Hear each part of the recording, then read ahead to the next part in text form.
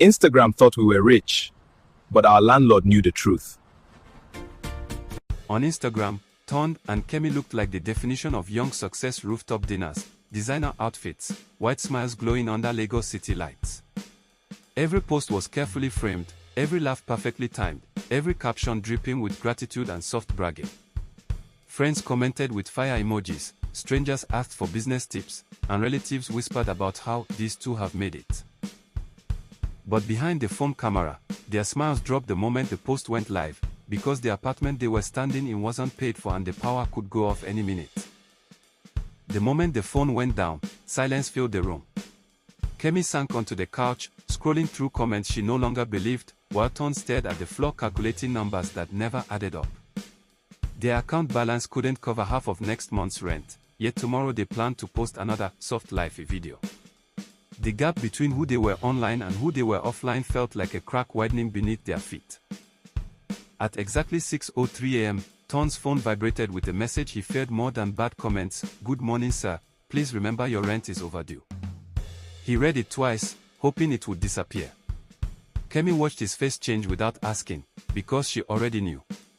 They hadn't paid in 2 months, and the landlord's patience was thinning fast. The truth was ugly. Most of their luxury wasn't theirs. The car belonged to Ton's cousin. The bags were borrowed. The restaurant photos were taken once, reused many times. They spent hours planning angles that hid cracks in walls and editing out the emptiness of their fridge. Each post earned likes but never money. Kemi's mother called daily, asking when they would upgrade to a bigger place. Ton's friends joked about him buying land soon. Every call added weight to their chests. They had built a reputation they could no longer afford to live up to. One night, the argument finally exploded. Ton accused Kemi of spending too much for appearances. Kemi fired back that Ton was the one obsessed with looking successful. Their voices echoed in the small apartment, mixing with fear neither wanted to admit they were drowning together. Minutes later, they went live on Instagram, smiling like nothing happened.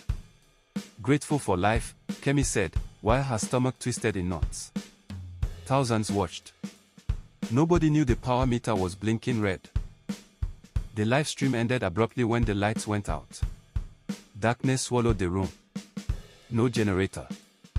No backup. Just silence and the sound of their breathing. The knock came the next morning, firm, final. The landlord stood at the door, polite but tired of excuses. Ton nodded as if he understood, while Kemi felt her knees weaken.